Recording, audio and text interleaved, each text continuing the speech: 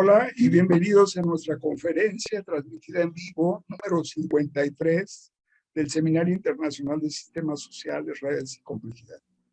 Hoy estamos contentos porque tenemos una sesión súper interesante con nuestro estimado amigo y colega Jorge Galindo. El doctor Jorge Lionel Galindo Monteagudo es director de la División de Ciencias Sociales y Humanidades de la Universidad Autónoma Metropolitana en la Unidad Coajimalpa.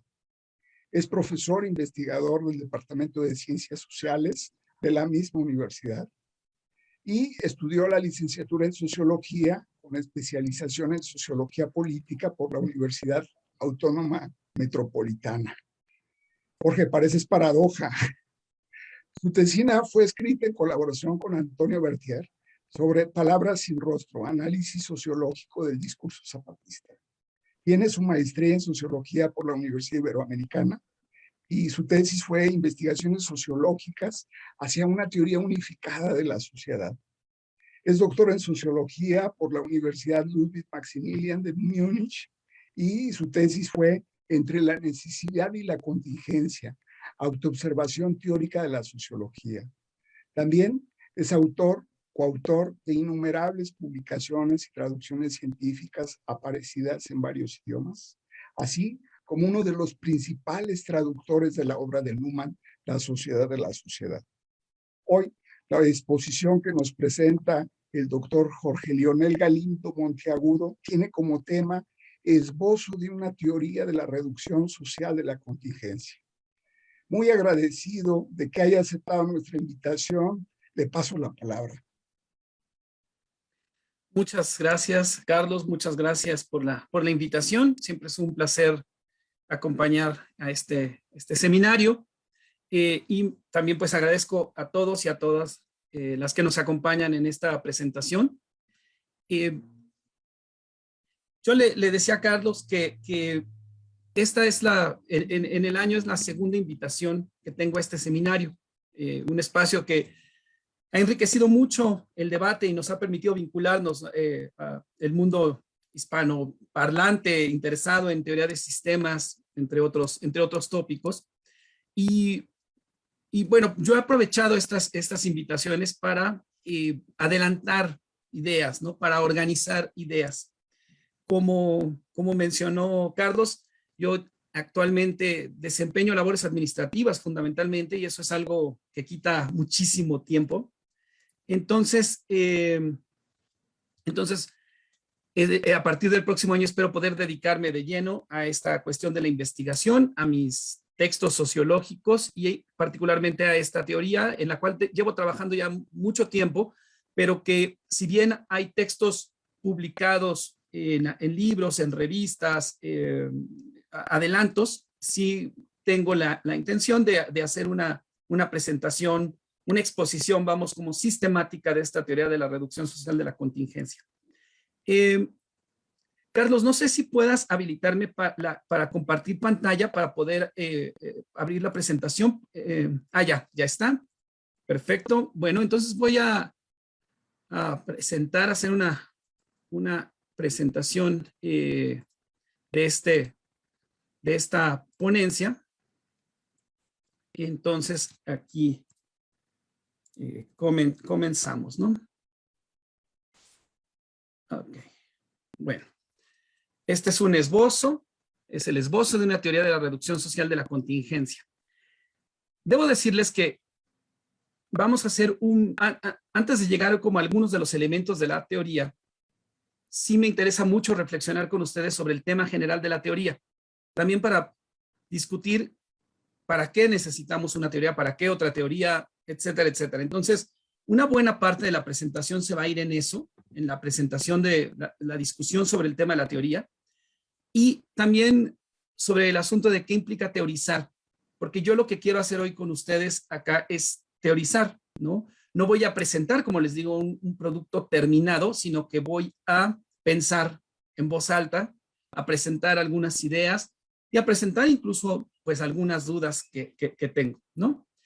Entonces, bueno, comenzamos.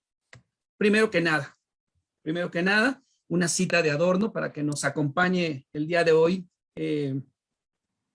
que es una cita que a mí me gusta mucho, aunque me gusta darle un giro, ¿no? Adorno nos dice en un texto que se llama Sociología e Investigación Empírica, dice algo así como: hace ya tiempo que el abnegado trabajo del investigador consistía, la mayoría de las veces, en renunciar a las ideas como respuesta a su mal sueldo, las cuales de todas formas no tendría. Es decir, Adorno acá está siendo irónico, se está refiriendo a otras cosas en el contexto del texto, pero ahorita no quisiera como discutir eso. Lo que me interesa es mencionar que muchas veces muchos de nosotros, muchas de nosotras, tenemos la intención o los sueños o los planes y decimos, cuando tenga plaza voy a poder investigar, ¿no? Y cuando uno ya tiene plaza y empieza a tener que cubrir una serie de cargos administrativos, pues empieza a pensar, cuando salga de los cargos administrativos voy a poder investigar.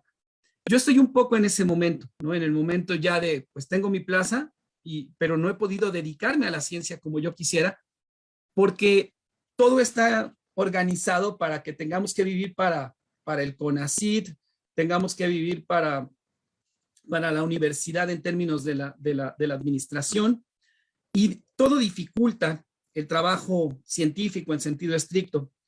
Yo les digo que acá les voy a presentar un esbozo y quisiera casi comprometerme a decirles que el próximo año puedo presentar algo mucho más acabado de esto, una versión más acabada de esto, pero también pues hay una suerte de temor de hacer una promesa que no se pueda cumplir, justamente porque tal vez, como dice Adorno, aún teniendo mejores condiciones, de todas maneras no podría yo llegar a tener las ideas, ¿no? Entonces, espero que no se cumpla esto, pero sí me gusta empezar con esta suerte de ironía y pesimismo de Adorno, porque también nos ayuda a mantenernos un poco con los pies sobre la tierra y evitar como sueños un tanto innecesarios y que resultan a veces dolorosos en las trayectorias, ¿no? En las trayectorias científicas, cuando vemos la dificultad de hacer el tipo de trabajo que queremos hacer por las circunstancias sociales en las que nos encontramos.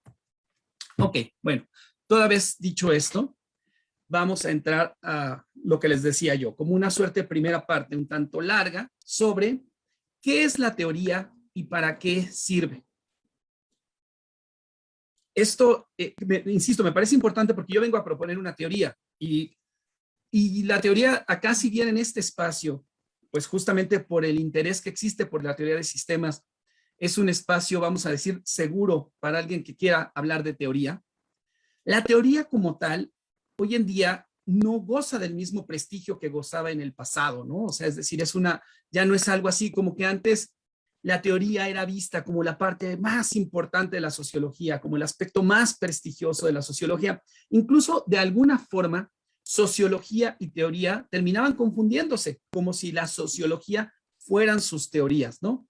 Por eso pongo acá las imágenes, las fotos de estos importantes pensadores, ¿no? De Durkheim, de Marx, de Parsons, de Weber, ¿no? Es decir, cuando compramos un libro de introducción a la sociología, antes era como un libro de teorías, ¿no? Pero las cosas ya no son así. Hoy en día las teorías se cuestiona el sentido de las teorías, se cuestiona, pues por ejemplo, no se cuestiona que las teorías se tengan que enseñar a partir de autores que además pues son por lo general hombres occidentales, heterosexuales, etcétera, etcétera. O sea, es decir, en un mundo diverso, en un mundo que exige diversidad, ¿no? Y como se dice, representación también.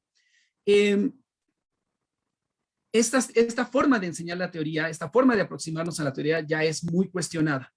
Por eso mismo yo considero que es algo positivo, ¿no? Que las cosas ya no sean como eran. Pero existe un cierto riesgo de tirar, como se dice coloquialmente, al niño con el agua sucia, ¿no?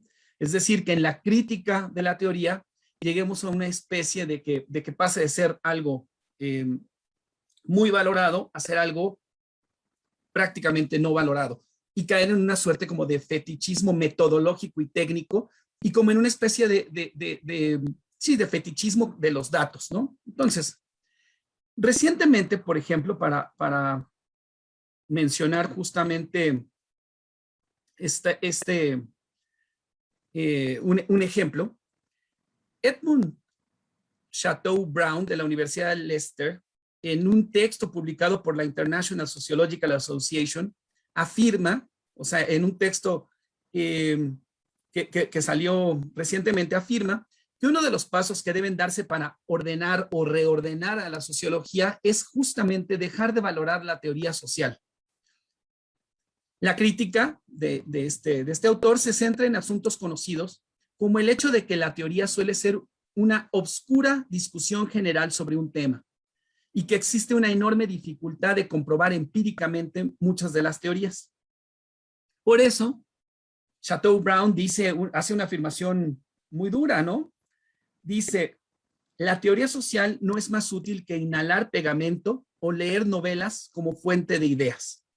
Es decir, pasamos de la teoría es lo máximo, es lo más importante de la ciencia, de la sociología, a que hoy en día alguien pueda publicar en la Asociación Internacional de Sociología, es decir, la asociación más importante de sociología que existe, que un elemento fundamental para reordenar la sociología es dejar de valorar la teoría y que la teoría no es más útil que inhalar pegamento.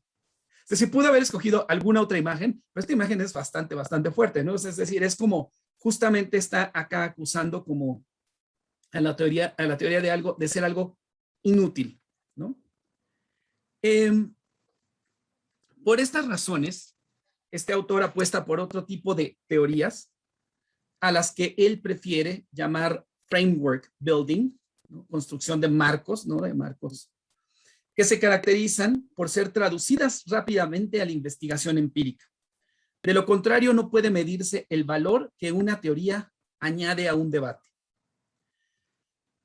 Esta cuestión de la traducción inmediata a la investigación empírica, yo tampoco es algo que critique, ¿no? O sea, me parece que es importante y muchas veces es necesario. Pero creo que cae justamente dentro de esto que les decía, una suerte, una época de fetichismo técnico-metodológico, ¿no? Evidentemente yo no pienso que esté mal poner a prueba las teorías mediante la investigación empírica. Eso es lo que se espera del trabajo científico, ¿no? Mi problema con este tipo de críticas, y que bueno, tomé esta porque además es como muy contundente, pero no es la única y es más o menos común hoy en día escuchar esta suerte de críticas. Mi problema con este tipo de críticas está en la pobre caracterización de la teoría, pues pretende hacer de un tipo de teoría el único tipo de teoría posible. Es decir, pretende hacer de un tipo de teoría, ¿no? De una teoría que sea empíricamente aplicable, etcétera, etcétera, como inmediata, etcétera, etcétera, el único tipo de teoría. Pero la sociología es una disciplina que cuenta con una enorme diversidad de tipos de teoría, ¿no? Y de formas de trabajo teórico. Entonces, ese es el siguiente aspecto que quiero apuntar. Yo en repetidas ocasiones he citado este texto de Gabriela Bent, que me parece muy interesante, que se llama The Meaning of Theory, el significado de la teoría. Y ahí a Bent, si bien su intención es hacer otro tipo de discusión, no, su intención no es hacer necesariamente una caracterización o una tipología completa de los tipos de teoría, presenta 7 tipos de teoría, ¿no? En aras de mostrar la pluralidad de significados que tiene esta palabra. ¿Cómo no? O sea, cómo muchas veces nosotros cuando pensamos en términos de teoría, hablamos y decimos teoría como si estuviéramos refiriéndonos todos y todas a lo mismo, pero no es así. A veces estamos hablando de una cosa, a veces estamos hablando de otra. Evidentemente, entre todas estas hay un cierto aire de familia, pero no se está hablando de lo mismo. Arendt presenta, pues, 7 tipos de teoría. Nos dice, hay una teoría causal explicativa, ¿no? La que trabaja con variables, ¿no? Variables dependientes, independientes, mecanismos causales, que se busca como justamente aplicar en la investigación empírica. Hay lo que él denomina como teorías de un caso, o sea, es decir, porque las causales explicativas pueden ser como aplicadas en distintos lugares a partir del tema de las variables. En las teorías de un caso puede ser la explicación de un tipo, de un fenómeno particular, ¿no? Por ejemplo, en vez de hacer una teoría de las revoluciones, pues de explicar una revolución en particular. Él habla también de una teoría interpretativa, es decir, una teoría que busca encontrar el sentido de un determinado fenómeno teoría más hermenéutica en ese sentido. Nos dice que también existen teorías críticas, como pues la de Marx, la teoría crítica de la Escuela de Frankfurt, donde participó Adorno antes citado. Puede también ser feminismo, etcétera, etcétera. La teoría clásica, es decir, también nos referimos a teoría como cuando hablamos de los clásicos de la disciplina, ¿no? Y decimos Durkheim, Weber, Marx, Simmel, ahí está la teoría. La teoría como cosmovisión, es decir, las teorías que no son teorías de un aspecto particular o de un fenómeno particular, sino que buscan dar cuenta de totalidades, ¿no? Buscan ser visiones de mundo, buscan ser formas para interpretar como no fenómenos, como la interpretativa, sino el mundo como tal. El marxismo, la propia teoría de sistemas sería una teoría de este tamaño, ¿no? O sea que justamente busca ser una teoría general, no de una sociedad o de un fenómeno, sino de la sociedad. Y el tipo 7 son las teorías que apuntan a problemas conceptuales de la disciplina. Es decir, por ejemplo, una teoría que apunte a la reflexión sobre la estructura o sobre la diferenciación, ¿no? Serían teorías de este tipo, ¿no? No buscan ser cosmovisiones o no llegan a tener esa pretensión, pero buscan dar cuenta de fenómenos específicos que se han identificado en la propia disciplina. La teoría que yo desarrollo de alguna manera se parece más a esta teoría 7 que a las otras teorías, ¿no? Ahora, existen además de tipos de teoría, tipos de trabajo teórico. Esto solamente lo pongo para mostrar, ¿no? Estas posibilidades que existen, ¿no? en el trabajo de la teoría sociológica. En este caso es Donald Levine quien establece esta categorización y nos dice simplemente, les digo, lo pongo solamente para que se den una idea, ¿no? O sea, él dice, por ejemplo, existe un trabajo teórico de custodia en el cual hay una recuperación de la herencia, por ejemplo, ediciones críticas, traducciones, exégesis. En eso, bueno, yo también he participado, por ejemplo, he participado en la reedición de obras, por ejemplo, de Durkheim, y eso también se considera como un trabajo teórico, ¿no? En la corrección y reinterpretación de interpretaciones aceptadas, en la conformación de inventarios y codificación de ideas, en la construcción y mantenimiento de diálogos.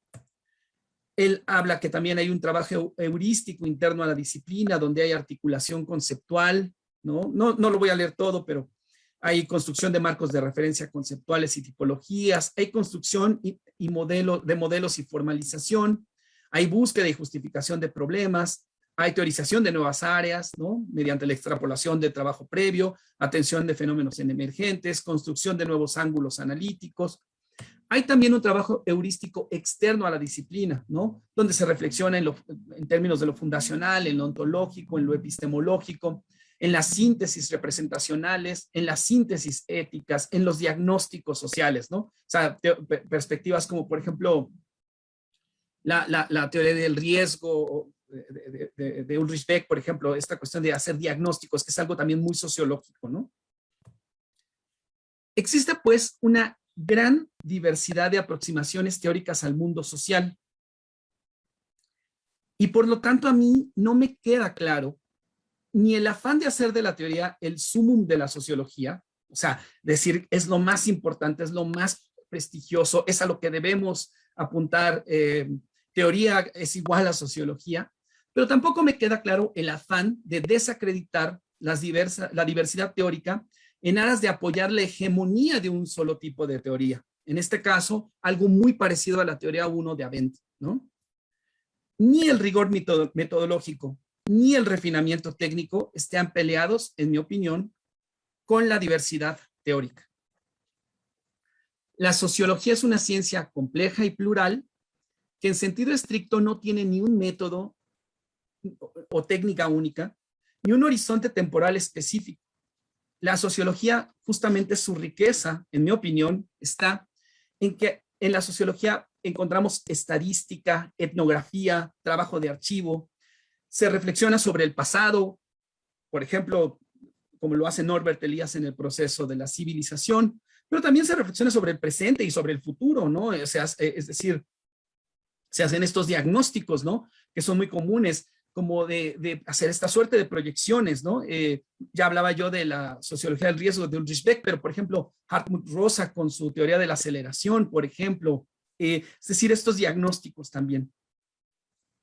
En la sociología, pues, hay teorías que apuntan a la identificación de variables, ¿no? O sea, cuestiones técnicamente muy rigurosas, pero también hay teorías de cosmovisión, ¿no? Que, por ejemplo, que discuten en el terreno filosófico, ¿no? Pensemos ahí lo mismo, es decir, uno con perspectivas como Luhmann, como Marx, o sea, como las teorías de Luhmann, de Marx, Max Weber, tal, puede debatir con filósofos, ¿no? Incluso muchas veces por eso se citan en esos textos a más filósofos, ¿no? Hegel, Kant, etcétera, etcétera. Durkheim, por ejemplo, es un deudor de Kant completamente y todo esto. O la propia teoría crítica de la escuela de Frankfurt, pues que es una combinación de filosofía con sociología, ¿no? Por ponerlo como en esos términos, ¿no?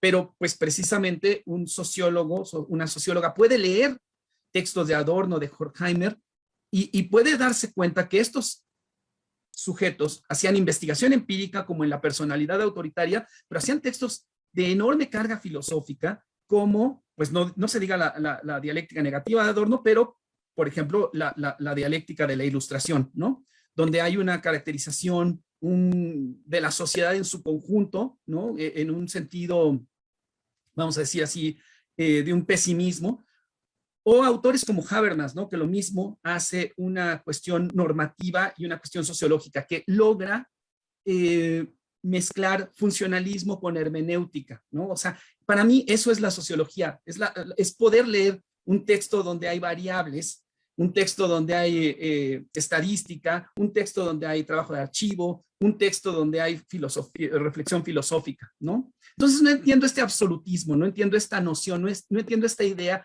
de querer hacer y de querer reducir una disciplina que es rica en sí misma por su diversidad a un solo tipo de teoría, una teoría de cierto tipo, y además a partir justamente de una cuestión muy coyuntural, como lo hacen muchas personas hoy en día, que es, bueno, tenemos más datos que antes, ¿no? Tenemos el Big Data, podemos hacer cosas que no podíamos hacer antes, ¿no? Pues sí, tenemos cosas que no podíamos hacer antes, pero sigue habiendo toda una serie de labores y de tareas que se pueden hacer de forma distinta.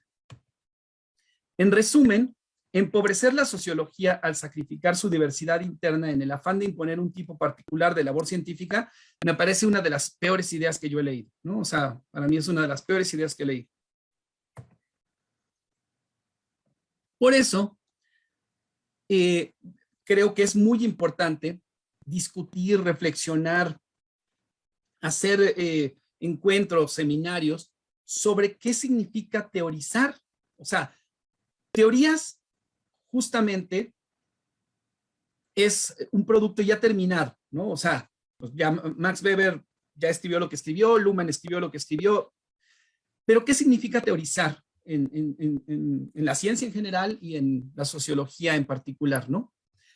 Richard Swedberg nos dice que en sus textos él habla de teorizar y dice, me enfoco en el término teorizar y trato de contrastarlo con teoría, argumentando que teorizar pertenece al contexto de descubrimiento y teoría al contexto de justificación.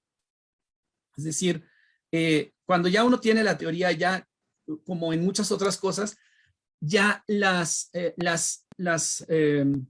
suturas quedaron invisibilizadas, ¿no? O sea, ya todo quedó bonito, acomodado, pero el proceso de investigación teórica es algo, como toda investigación, es algo complejo, es algo donde hay dudas, donde hay dificultades, etcétera, etcétera. Hoy en día, o sea, dice Swedberg, estamos expuestos en lo fundamental al contexto de justificación, es decir, a teorías, pero no discutimos sobre el proceso práctico de teorizar y particularmente no discutimos cómo se puede enseñar y aprender teoría. Si se ponen a pensar, es algo bien curioso. No digo que esto ocurra en absolutamente todos los cursos, pero cuando se enseña teoría, enseñamos autores, y ya lo dije, casi siempre autores, varones, tal. Eso está cambiando afortunadamente, pero fundamentalmente, ¿no? Cuando se enseña metodología, pues justamente se hace como cuestiones que se busca que sean más prácticas, más aplicadas. Los cursos de teoría, sin demeritar como el aprendizaje de teorías, deberían de incluir también ejercicios de teorizar, ¿no? Cómo enseñar y cómo aprender teoría. Evidentemente, pues decía yo, es importante aprender teorías previas porque es imposible teorizar sin un conocimiento sólido de la sociología. Esto es absolutamente fundamental. O sea, no vamos a inventar las cosas cada vez, ¿no? Si no sabemos que ya se dijo algo, pues corremos el riesgo, como muchas veces ocurre en muchos lugares, de gente que va a decir lo mismo que ya se dijo, ¿no? O sea, a mí me ha ocurrido mucho en encuentros de la American Sociological Association, donde tú escuchas cosas que ya se dijeron en otros contextos, pero que como la gente desconoce como las teorías que existen, como que presenta como algo novedoso, algo que ya se dijo, ¿no? Y como además, en particular en Estados Unidos, son dependientes como de que las cosas estén en inglés y no consumen casi como otras cosas, así no, pues están todavía a veces más sesgados, ¿no? Como que incluso en eso, en México, tenemos una cierta ventaja porque vemos teorías de distintos lugares hasta un cierto punto, ¿no? O sea, en México y América Latina, evidentemente, ¿no? Después, un par de ideas sobre lo que nos dice Omar Lizardo del estado del campo de la teoría, ¿no? Que creo que ya es como el cierre y ya después de esto entro a la segunda parte, ¿no? De la presentación. Bueno, Lizardo nos dice, hay una desinstitucionalización de la enseñanza de la teoría precisamente porque hay una devaluación del trabajo teórico, ¿no? O sea, es decir, pasó, como les decía, de ser muy prestigioso a ser muy poco valorado. Tal vez eso no lo estamos viviendo todavía tan fuerte en nuestras latitudes, pero ya ocurre, ¿no? Hay una acumulación de múltiples modos de hacer teoría sin un principio estructural claro para organizar dichos modos. Y hay también, según Lizardo, un agotamiento de la tradición teórica europea. Él en particular remite a Bourdieu y a Foucault. O sea, esto es algo importante. Incluso en un lugar como Estados Unidos, cuyo modelo de ciencia y modelo de sociología se está expandiendo como a todo el mundo porque la gente va a hacer doctorados allá, ¿no? Incluso allá existen estos autores que son considerados como muy relevantes, como por ejemplo Pierre Bourdieu, ¿no? Pero ya hay un agotamiento también de estos autores y no parece haber como relevos, ¿no? Relevos inmediatos, autores, autoras, perspectivas que se vuelvan como tan relevantes como estas. Y en ese contexto, Lizardo nos dice, bueno, ¿qué pueden hacer los teóricos y las teóricas que otras personas no pueden hacer?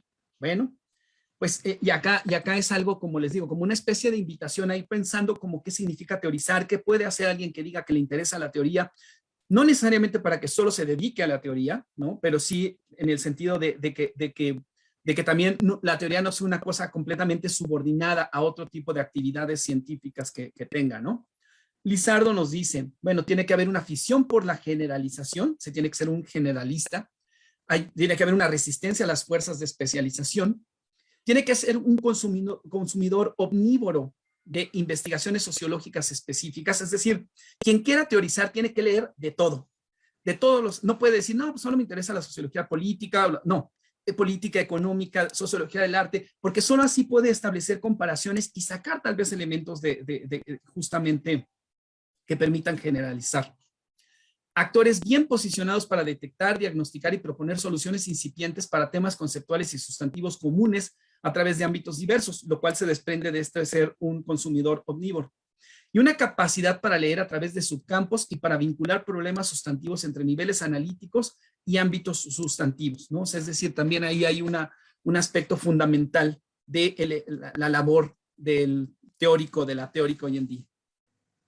Bueno, acá cierro esta primera parte de la presentación y entro a la segunda parte, ¿ya?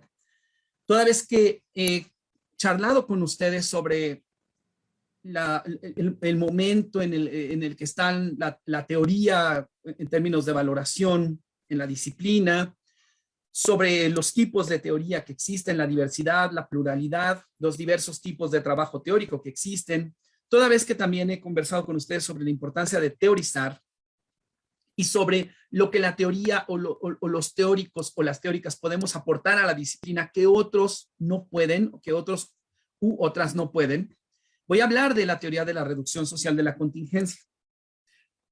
Si hablé primero de estas otras cuestiones, es porque la teoría social, la teoría de la reducción social de la contingencia es precisamente solo un tipo de teoría, no es la teoría, no es la mejor teoría, es un tipo de teoría dentro de la enorme diversidad de teorías que hay en la sociología, que sirven para distintas cosas y que tienen distintas formas de validación y que hacen que la sociología tenga una presencia importante como en el mundo social en general. O sea, es decir, les digo, hay teorías muy especializadas, hay teorías como más de diagnóstico, etcétera, etcétera, y está bien que la sociología esté presente, está bien que vendan libros de Giddens en Sanborns, y está bien que haya revistas especializadas, y está bien que haya textos que solo entiendan los expertos y las expertas, ¿no?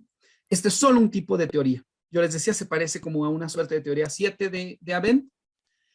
Es un ejercicio o sea, es una teoría, bueno, la presento como teoría, pero en realidad sería como, un título más correcto sería esbozo de la teorización o presentación de la teorización. O sea, es decir, yo vengo acá, como les decía, a pensar en voz alta con ustedes, a compartir ideas. Algunas están más o menos ya discutidas o probadas, por decirlo así, o han sido puestas a prueba, quiero decir, o han sido discutidas en foros, y otras pues van a ser acá como un tanto novedosas, ¿no? Esta teoría de la reducción social de la contingencia nace de la insatisfacción que yo experimenté ante la falta de relación entre diversas teorías contemporáneas, fundamentalmente contemporáneas. Yo no sé si a ustedes les ha ocurrido, no sé, sería interesante si es que hay preguntas al respecto, o al menos si se pueden compartir las experiencias, pero yo no sé si a ustedes les ocurra, pero a mí me pasa que, y sobre todo me pasaba cuando estaba más en el doctorado. Ahora tengo menos tiempo para pensar en eso, pero me pasaba que, por ejemplo, yo decía, caray, yo encuentro ciertas convergencias entre Luhmann, Bourdieu, o formas de trabajo que se me ocurrían como posibilidades de trabajo conjunto, pero estos autores se presentaban a sí mismos como, bueno, como absolutamente inconmensurables, ¿no? Y además, uno que como estudiante toma a un autor, a una teoría con tanta seriedad y le dedica tanto tiempo, estos sujetos descalificaban al otro en notas al pie rapidísimo, ¿no? Así de, no, Luhmann no es más que Parsons, así Bourdieu dice, ¿no? O Luhmann dice, no, bueno, sorprende que a Bourdieu esto de la distinción le interese cuando la diferencia de clases ya no juega un papel fundamental en las sociedades, bla, bla, bla. O sea, completamente. Hay un poco más de debate, un poquito más de debate, por ejemplo, entre Howard Becker criticando a Bourdieu o Bourdieu criticando un poco a Latour, pero más o menos las críticas siguen siendo muy facilonas, ¿no? Muy fáciles, muy simples. Y les digo, no se corresponde lo que uno ve en las teorías con la forma en la que estos autores se leen a sí mismos y se critican. Y claro, leyéndolo sociológicamente, pues uno sabe, pues ahí hay un efecto de campo, ¿no? Lo que quieren es justamente descalificar. Luhmann diciendo cosas como, la sociología está en una crisis teórica, y uno dice, ay, por favor, Luhmann, por favor, o sea, no. Es decir, todo mundo, como decimos coloquialmente en México, le echa crema a sus tacos, pero para exagerar, para presentarse como mejor de lo que es, como para presentar su teoría como la solución a todos los problemas, justamente lo que no debe hacerse también, ¿no? Es decir, bueno, no que no deba, pero lo que es un error en el sentido justamente de tratar de reducir la complejidad de la propia disciplina. En ese sentido, el objetivo de esta teoría es vincular aspectos de diversas teorías en aras de crear una nueva perspectiva teórica, ¿no? En ese sentido, se opera algo como lo que nos dice Luhmann, o sea, que ocurre en la ciencia en general, ¿no? Una disolución y recombinación de elementos. Es decir, yo recupero aspectos de las perspectivas de Bourdieu, de Luhmann, de Latour, no solamente de ellos, de otros también, Giddens, Goffman, Howard Becker, etcétera, etcétera, y los recombino. Entonces, en esa recombinación ya no es punto por punto lo que eran previamente, pero precisamente me parece que recupero aspectos importantes, aspectos que considero que pueden vincularse y que enriquecen pues a partir de una nueva perspectiva o de una perspectiva relativamente nueva. Tampoco quiero decir que lo que yo propongo acá sea la novedad absoluta, ¿no? Algo que enriquece a la disciplina. Ahora, el trabajo teórico que yo hago, la teorización, no es una teorización que haga como a partir nada más de identificar de manera asistemática, por decir así, cosas, sino que lo hago metódicamente. Me apoyo en un método, en el método funcional, en el sentido de Luhmann, que es un método comparativo. Es decir, busco problemas de referencia y soluciones en los propios autores. Entonces, cuando un autor menciona algo, yo digo, este es el equivalente funcional en Luhmann de lo que dice Bourdieu acá. Es decir, están respondiendo a una pregunta. Por ejemplo, más adelante lo verán. Y esto es muy sencillo, por eso lo pongo como ejemplo. Es obvio que el concepto de campo y el concepto de sistema remiten a un problema común, que es el problema de la diferenciación. Entonces es encontrar encontrar esta equivalencia funcional, pero también las diferencias específicas. O sea, es lo mismo un sistema que un campo. Responden a un problema similar, pero es lo mismo, y ahí es donde viene la parte interesante. Y por último, estos se establecen problemas de referencia y se buscan soluciones equivalentes.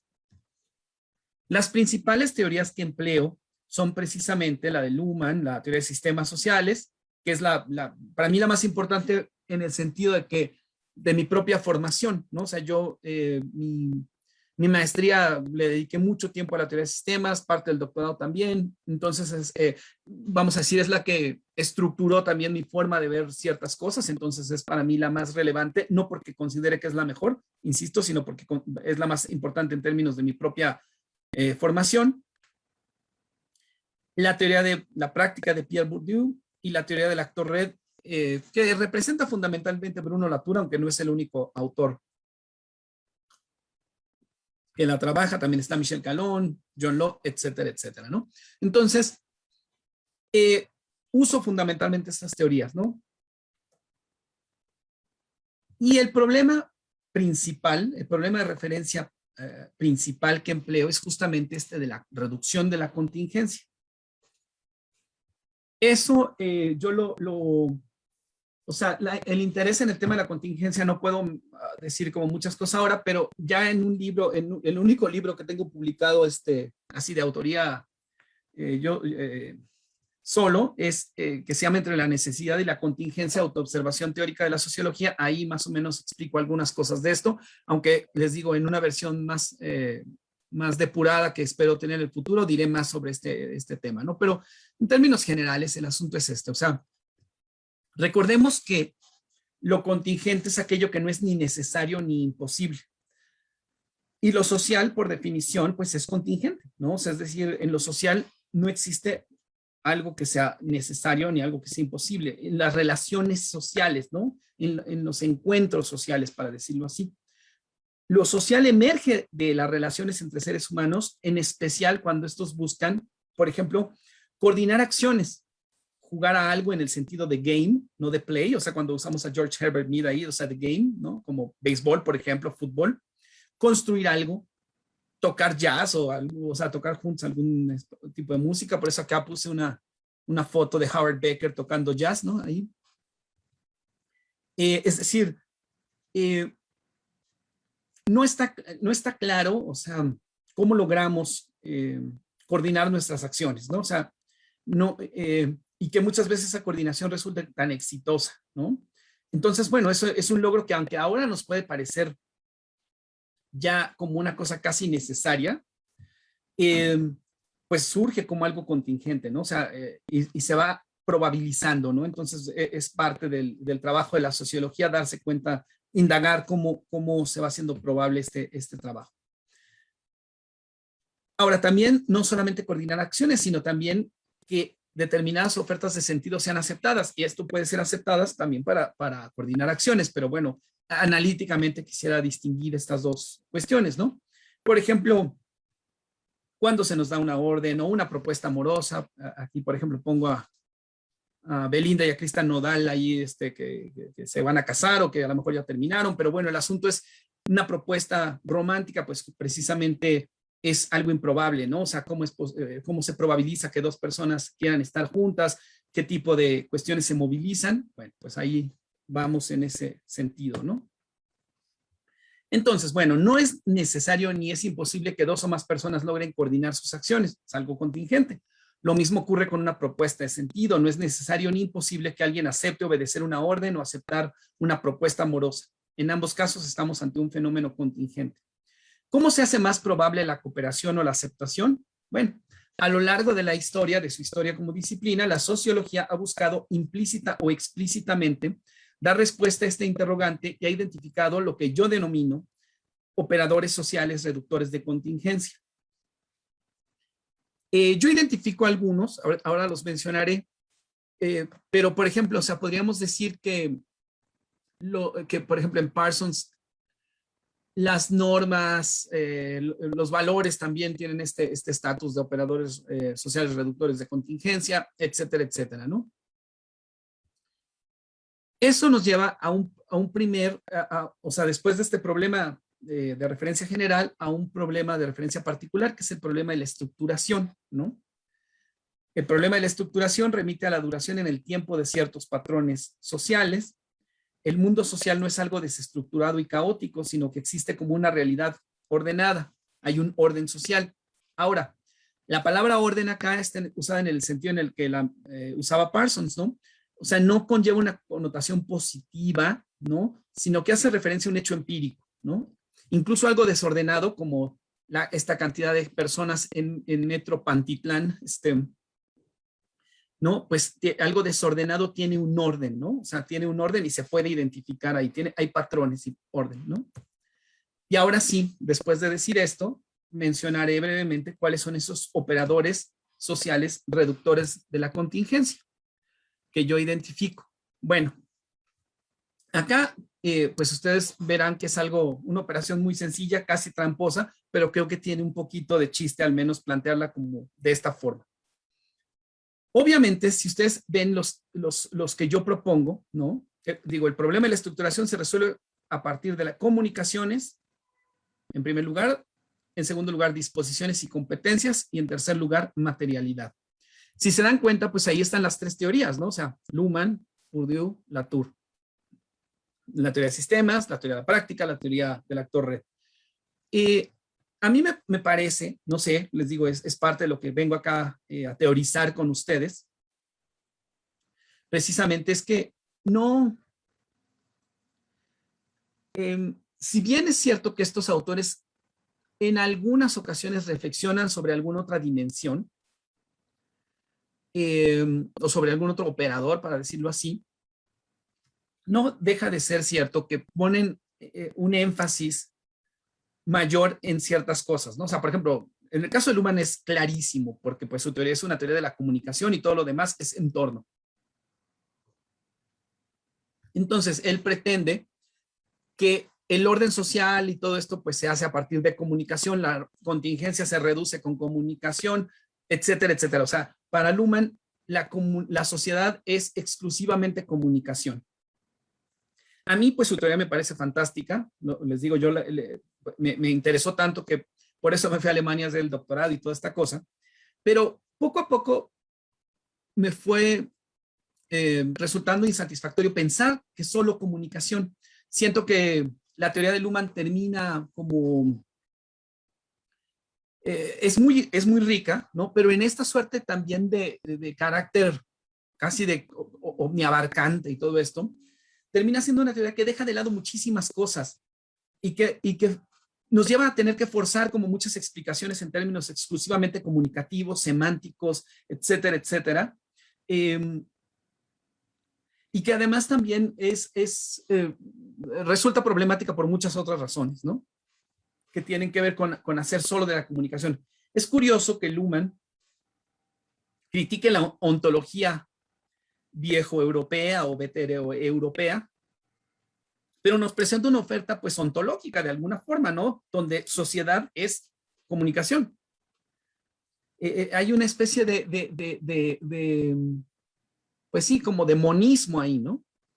En el caso de Pierre Bourdieu, evidentemente los rendimientos más importantes de su teoría, insisto, a reserva que ustedes me digan otra cosa, están en la cuestión del cuerpo, en las disposiciones incorporadas, en la sociedad hecha cuerpo, ¿no?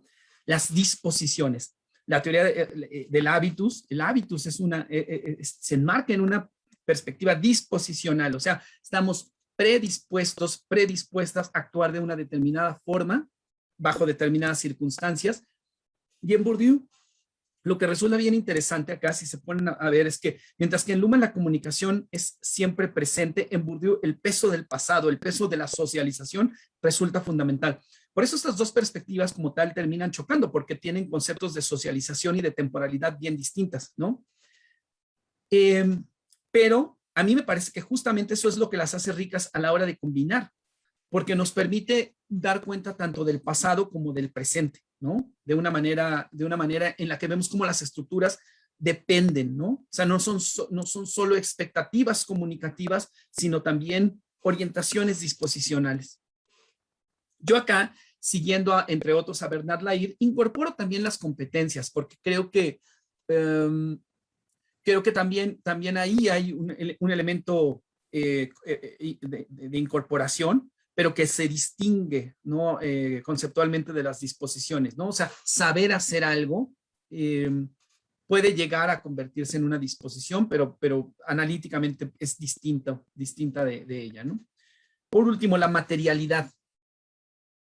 Bueno, ese es el gran rendimiento de Latour. Aunque Latour no niega otras cosas, su gran está en la crítica que hace de la intersubjetividad y en la apuesta que hace de la interobjetividad, para decirlo como en esos términos, ¿no?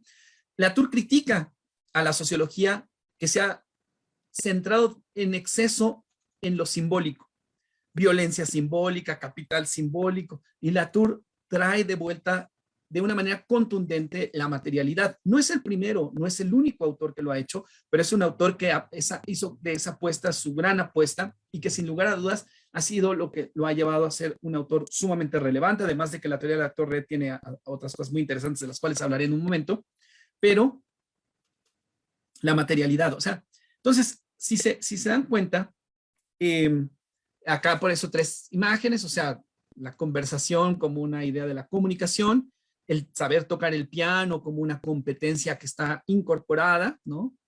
Y bueno, pues, o sea, es decir, la materialidad, o sea, incluso para poder tener toda esta cuestión de datos, internet, etcétera, se necesitan servidores que son instancias físicas, ¿no?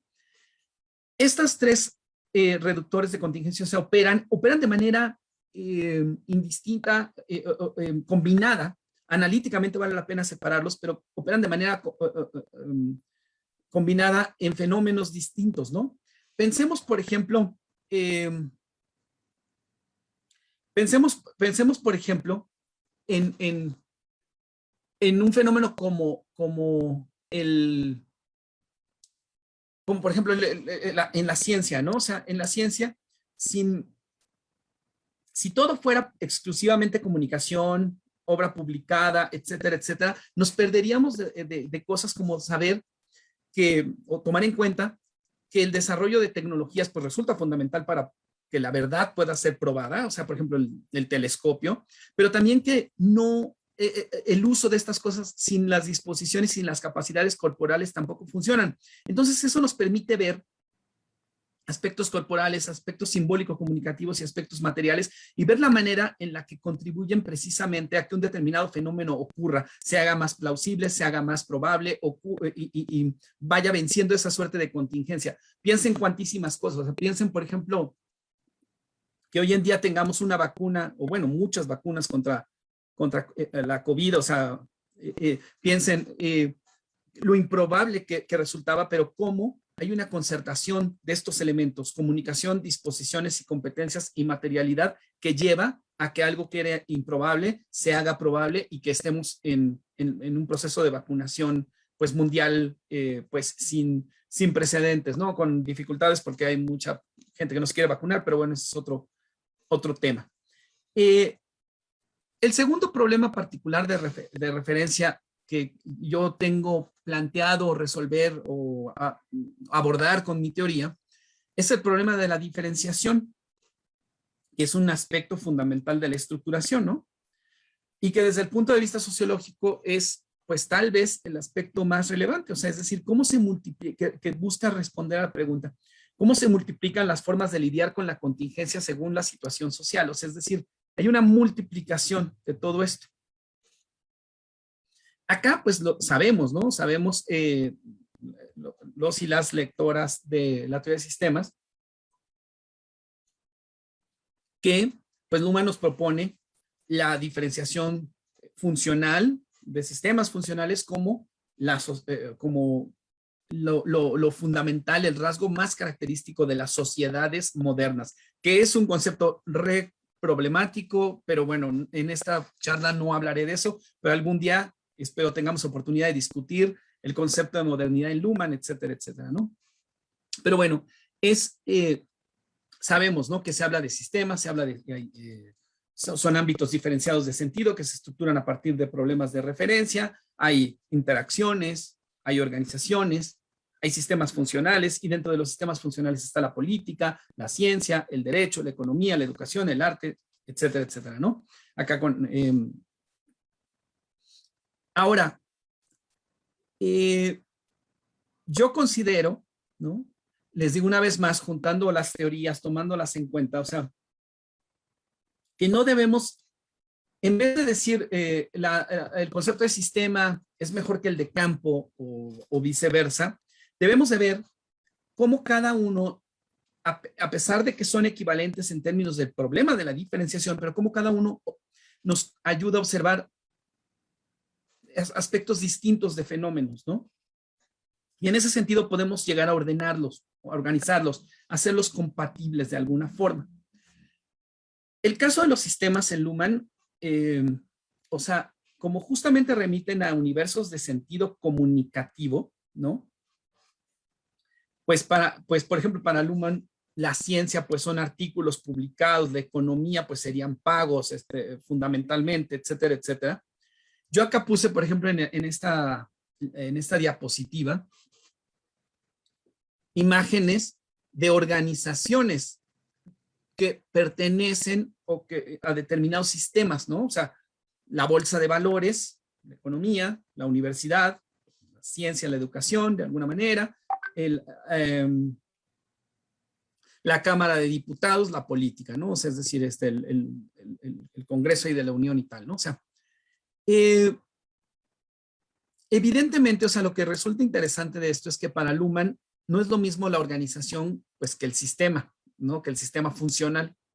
Entonces, lo que podemos recuperar de Luhmann es justamente las instrucciones de sentido que permiten una orientación fundamental en términos comunicativos y simbólicos. Pero lo otro, todo esto que está acá, representado por estas imágenes, remite también a la importancia de lo material y de lo corporal disposicional, ¿no? Es decir, si nosotros no sabemos leer la información que sale en la cintilla esta de la bolsa, pues esa comunicación simple y llanamente no nos es significativa, ¿no? Esta es la Biblioteca Central de la Universidad Nacional Autónoma de México, de la UNAM. Pues bueno, si no hay hay volúmenes de filosofía, lo que sea, si no sabemos filosofía, si no tenemos ese capital cultural incorporado, pues no se puede leer, no se puede entender. Entonces no es nada más que esté la comunicación ahí. Claro, Luhmann siempre presupone ese entorno, pero muchas veces ese entorno también es algo sociológicamente observable, ¿no? Reducir la sociedad a solo la comunicación es perdernos de todo esto, ¿no? O incluso el hecho mismo de los espacios, ¿no?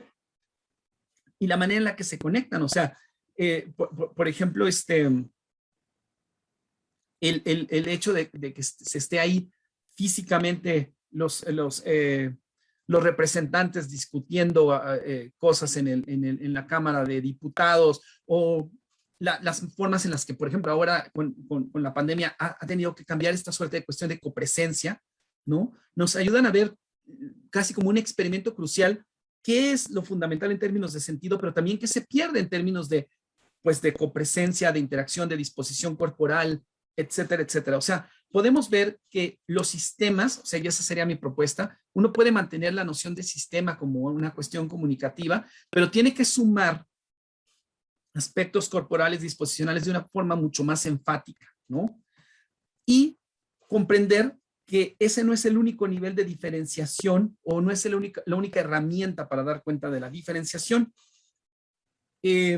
Antes de llegar a la segunda herramienta, pues bueno, mencionar, ya saben ustedes, Luhmann nos dice que para hacer más probable la comunicación en los sistemas, hay medios de comunicación simbólicamente generalizados, política, poder, en la política el poder, en la ciencia la verdad, en el derecho, en la economía el dinero, etcétera, etcétera. Es decir, todo estos son ciertos medios, ¿no? Pero cuando tomamos en cuenta esta segunda herramienta que voy a mencionar, pues justamente todo esto adquiere como una caracterización distinta. A un nivel distinto de abstracción, pero justamente como una herramienta empírica mucho más útil, encontramos una dupla conceptual, que es la dupla campos-mundos, que contribuyen a la programación de los sistemas. Ustedes recordarán, Luhmann, además de que considera que hay medios de comunicación simbólicamente generalizados, nos dice que los sistemas tienen programas. Por ejemplo, la ciencia, teorías y métodos, la política, programas de partidos, etcétera, etcétera, ¿no? Es decir, en términos empíricos, o sea, los sistemas están como instrucciones de sentido, están por todos los lugares del mundo, ¿no? O sea, por eso hablamos de una sociedad mundial, ¿no? Pero es obvio que no es lo mismo, no están programados igual, ¿no? Los sistemas en todos lados, al menos no todos, de la misma forma, ¿no? Hay distintos programas de derecho, hay distintos programas científicos, hay distintos programas de arte, etcétera, etcétera, ¿no? ¿Cómo se programan en lo concreto, en una coordenada espaciotemporal particular, un determinado sistema? Bueno, a partir justamente de campos y de mundos. Yo acá lo digo y es parte de esta teorización conjunta, ¿no? que hago con ustedes. O sea, yo todavía no estoy seguro si vale la pena combinar ambos conceptos en un solo concepto o mantenerlos separados para mostrar como los rendimientos de cada uno. Pero si se dan cuenta, o sea, Becker y Bourdieu discuten, si tomamos las reglas del arte y los mundos de arte, las reglas de arte de Bourdieu y los mundos de arte de Becker, vemos que ven cosas distintas, aunque están hablando del arte. Y en particular Becker critica mucho a Pierre Bourdieu porque dice que lo que Bourdieu presenta son actores reales, sino que son como casi como vectores, etcétera, etcétera. Pero bueno, el punto ahora no es entrar en esa discusión, sino mostrar como lo que cada uno quiere enfatizar con el concepto. Mientras que los mundos de Becker son ámbitos de cooperación donde hay fundamentalmente convenciones y movilización de recursos humanos y materiales, los campos, según Bourdieu, son ámbitos de conflicto, ámbitos agonísticos, ¿no? Donde se movilizan capitales para tener posiciones dominantes, ¿no? Si los leemos, o sea, pareciera que en Becker hay tal vez demasiada cooperación, pero en Bourdieu hay como demasiado conflicto. Por eso para mí lo interesante acá es ver cómo dentro de los ámbitos de sentido de los sistemas, cómo en lo empírico se forman mundos y campos. Les digo, no sé si mantener esta doble designación, pero se generan ámbitos de cooperación y ámbitos de competencia, ¿no? Muchas veces incluso las mismas personas pueden estar en cooperación y en competencia. Pensemos, por ejemplo, para poner un ejemplo muy coloquial, ya, a raíz de que ahora recientemente falleció Charlie Watts, ¿no? El baterista de los Rolling Stones. Normalmente se nos presenta como que los Rolling Stones eran los enemigos de los Beatles, ¿no? Pero los Beatles le dieron incluso una canción a los Rolling Stones, o sea, es decir, y vemos que o sea, convivían, ¿no? Eran amigos, convivían de alguna manera, o sea, había pues cooperación de alguna forma, pero eso no niega que hubiera también una cierta competencia, ¿no? O incluso dentro de un determinado grupo, ¿no? O sea, había cooperación, Lennon, McCartney escribían juntos canciones, pero también había competencia porque aunque eran canciones que filmaban los dos, las canciones solían ser propuesta de uno de los dos y pues peleaban por el espacio eh, reducido, vamos a decir así, por el espacio escaso de las canciones que caben o que cabían en un disco en ese entonces, ¿no? Y Harrison, por ejemplo, George Harrison, pues también conforme iba haciéndose un mejor compositor, pues también demandaba con más espacio en los discos. Entonces vemos que no todo es solo como conflicto y dominio, también hay cooperación y hay un juego, ¿no? Entre las dos cosas, pero que ambas cosas lo que hacen es dar cuenta de cómo se pueden ir programando cosas, o sea, es decir, de cómo un determinado grupo, una determinada corriente estética, una determinada teoría, ¿no? Se va haciendo dominante en un ámbito, ¿no?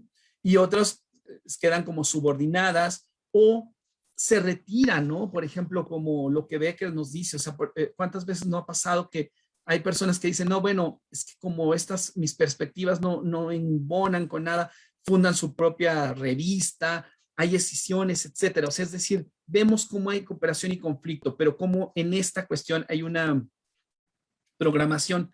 Y en particular, yo lo que veo acá, y ya voy a ir cerrando, o sea, lo que veo acá es que las formas de capital que Bourdieu identifica pueden ser vistas como tecnificaciones de los medios de comunicación simbólicamente generalizados como en la escasez, o sea, es decir, cómo se construyen como bienes escasos lo que en principio es simbólico y por lo mismo no escasea, ¿no? Pero cómo ciertas delimitaciones materiales, ¿no? Temporales, espaciales, hacen que algo que es simbólico y por lo tanto en principio no es escaso, se vuelva escaso, ¿no? Entonces, ese es un aspecto fundamental.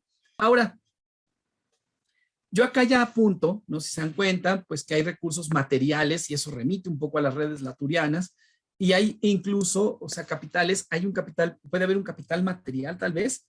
Durkheim ya hablaba de capital material antes pues de que Bourdieu usara el concepto de capital, hablaba de las herramientas como un capital material, ¿no?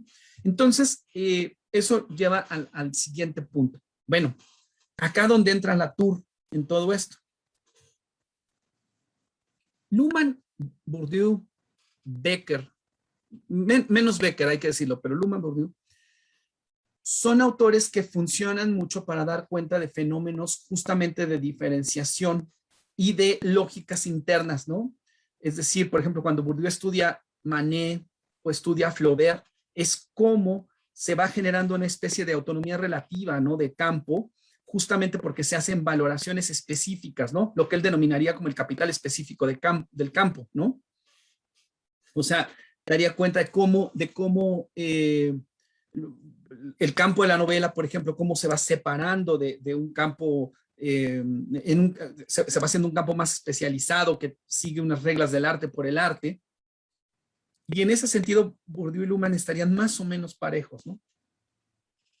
Latour, por otra parte, se interesa mucho por la libertad de atravesar dominios, por ver la forma en la que estas personas se mueven. Por ejemplo, en su texto sobre Pasteur, ¿no? O sea, sus textos sobre Pasteur, cómo hay un movimiento de laboratorio a la política, a la granja, ¿no? Es decir, la economía. O sea, para el estudio de ámbitos híbridos se requiere una perspectiva como la laturiana. Y es ahí donde esto se hace como muy interesante porque sin perder la referencia a los ámbitos diferenciados, podemos ver cómo se hibridizan justamente en las redes. Y particularmente esto se puede ver, como lo hace Latour, cuando algo no está estabilizado, cuando algo no está todavía caja negrizado, cuando algo está todavía en veremos, como su famosa historia del tren, en el libro de Aramis o el amor a la tecnología, ¿no? Es decir, cuando hay innovación. En ese sentido es en el que yo creo que Latour puede ser o sea, la teoría de Latour puede contribuir a esta teoría de la reducción de la contingencia. O sea, es decir, yo considero valioso mantener la noción de diferenciación, porque solamente así podemos ver después cómo hay cosas que se juntan, ¿no? O sea, no tiene sentido hablar de desdiferenciación si no tenemos una noción previa de diferenciación. No vale la pena decir que algo no es solo político, si no entendemos que es político. No vale la pena, o sea, como muchas veces que se dice, es que eso no es solo político o no es solo económico. Pues sí, pero es decir, si estás usando la palabra, tienes que definir, porque entonces, bueno, pues daría lo mismo decir cualquier cosa. Entonces acá esto, o sea, como mantener una noción donde los sistemas son ámbitos de sentido mucho más amplios. En los campos entran cuestiones ya mucho más de cómo capacidades, disposiciones y materialidades se ponen en juego para programar los campos y los mundos. Y por último, las redes nos permiten ver fenómenos de hibridación donde precisamente las fronteras se ven espacios, ¿no? Se analizan como los espacios que hay entre esos ámbitos diferenciados y los rendimientos recíprocos, ¿no? O sea, por ejemplo, cómo el apoyo político que tiene Pasteur le sirve, pero también cómo los rendimientos de Pasteur le sirven a los políticos, ¿no? O sea, es decir, ahí podemos ver como aspectos de rendimientos que vayan un poco más allá del concepto de acoplamiento estructural de Luhmann, incluso del de acoplamiento operativo. Pero bueno, como ya llevo una hora, estas son las últimas tres diapositivas y cierro. La primera de estas últimas tres, bueno, yo les decía, esto es un trabajo en procesos, es un work in progress, todavía no está terminado, hay muchas dudas, pongo solamente dos. Por ejemplo, yo me pregunto si existe una suerte de jerarquía cibernética en el sentido de Parsons, de lo que habla Parsons en su sistema ágil, entre comunicación, disposiciones y materialidad. Es decir, me queda claro que podría uno decir que la comunicación es más rica en información, tal vez, pero no estoy claro, o sea, no sé si exista algún tipo de jerarquía cibernética, no sé si se puede hablar de que la materialidad sirve más para mantener en el tiempo las cosas, en fin, tengo como esas preguntas, o sea, la relación entre tiempo, la forma en que contribuyen a la estructuración, etcétera, etcétera. Una segunda pregunta es la que ya les mencionaba, o sea, no sé si vale la pena combinar los conceptos de campo y de mundo o conviene dejarlos separados. O sea, no sé si un solo concepto logre aglutinar la idea de cooperación y de conflicto de una manera tan interesante como lo hacen estos autores en sus respectivos trabajos, y que creo que justamente uno sirve siempre como contrapeso del otro. O sea, cuando de repente decimos en Bourdieu hay demasiado conflicto, puede ayudarnos Becker, pero cuando en Becker de repente la cosa parece demasiado interaccionista, en el sentido que diría Bourdieu, o sea, demasiado libre, demasiado sin el efecto de campo, pues viene Bourdieu y nos ayuda, ¿no?, a rescatar las cosas. Y de cierre, bueno, la teoría como pasión. ¿Conviene dejar de valorar la teoría como propone Edmund Chateau-Brown? Pues bueno, yo creo que no, pero sí creo que es necesario reflexionar más sobre cómo elaboramos y ponemos a prueba las teorías. Y también es muy importante reflexionar sobre su diversidad y sus rendimientos. Y bueno, y por último, por eso, pues yo en lo particular, cuando leo un buen texto de teoría, en vez de pensar que es tan inútil como inhalar pegamento, lo único que se me ocurre decir, siguiendo a Barney de Los Simpsons, ¿no?, es solo conéctale en mis venas, ¿no? En fin, pues muchas gracias y espero pues que esta charla haya resultado interesante, y pues si tienen cualquier crítica o sugerencia, se los agradeceré mucho. Gracias.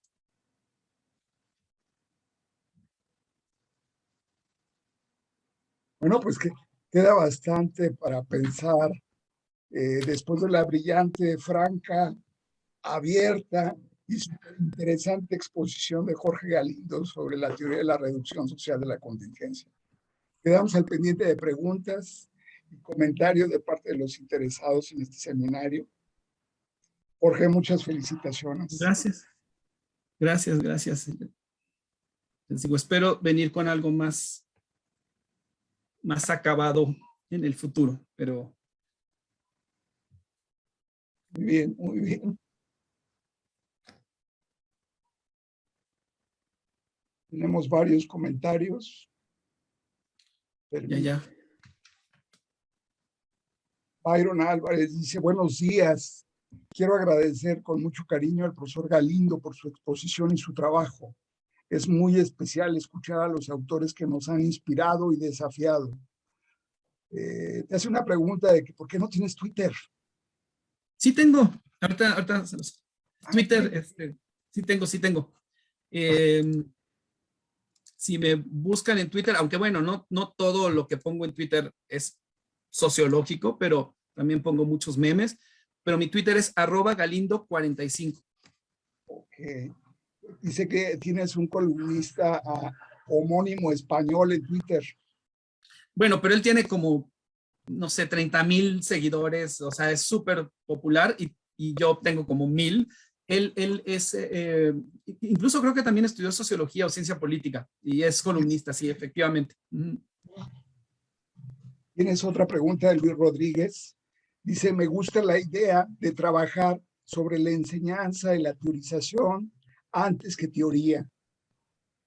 En efecto, falta ver la creación de sentido para enriquecer la disciplina. Luhmann mismo, en este sentido de comparaciones, encuentro en los ensayos reunidos en Ilustración Sociológico las muchas referencias a trabajos antropológicos.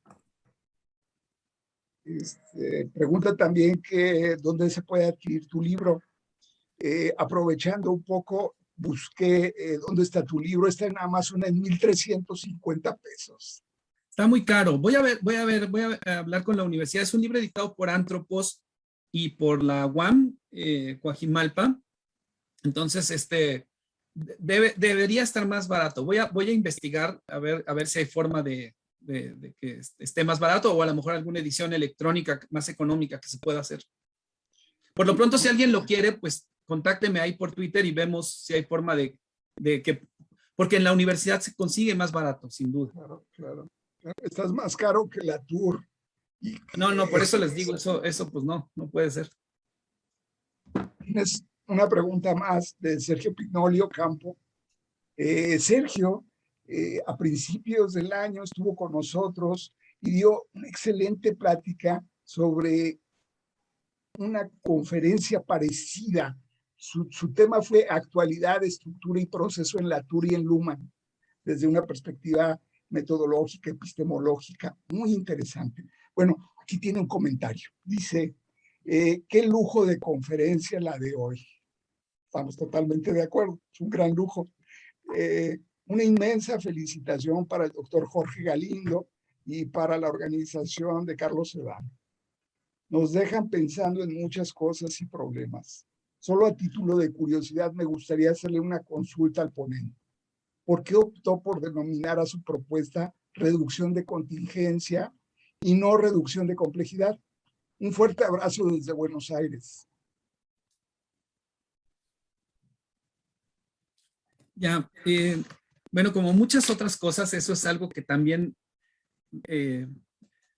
estará sometido a una cierta revisión, pero debo contestar. En primer lugar, el primer asunto es que yo al inicio pues no tenía un nombre para esto, ¿no? Entonces yo pues trabajaba con la distinción necesidad-contingencia y me refería a esto como mi propuesta, mi teoría. Entonces, pues bueno, en algún momento dije, tengo que ponerle pues un nombre para que ya, al menos que a mí me sirva para ir haciendo como una especie de marquita, ¿no? Y opté por contingencia porque me parece, o sea, que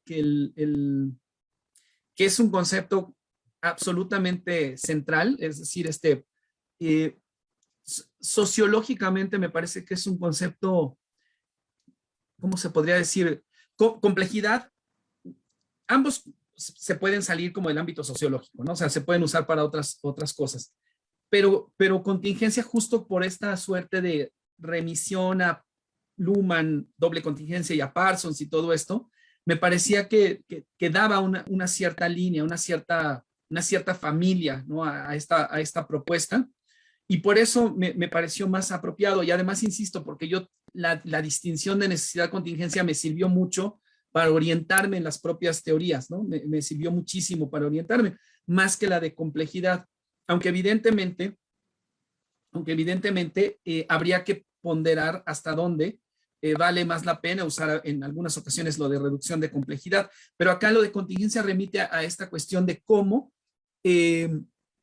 logramos eso, ¿no? Como cierta coordinación, como ciertos acuerdos, pero a partir justamente de que de inicio esos no son necesarios ni imposibles, hay una suerte de incertidumbre de base, y entonces por eso lo de contingencia me pareció que apuntaba más a lo que yo quería mostrar, ¿no? Entonces, por eso estaba lo de contingencia, ¿no? Básicamente, sí, sí. Tenemos otra pregunta de Carlos Medel. Dice, muchas gracias por tu muy interesante exposición, Jorge.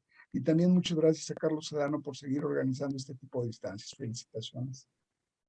Y Philip Altman, Philip, que el día 15 comienza un curso precisamente sobre Luhmann, de hombres, mujeres y George Spencer Brown, hace un comentario, dice, muy buena presentación, pero me surge la pregunta, si un tratamiento igualitario de las teorías y su combinación en función de un problema particular no implica también un relativismo que va más allá de las contradicciones epistemológicas.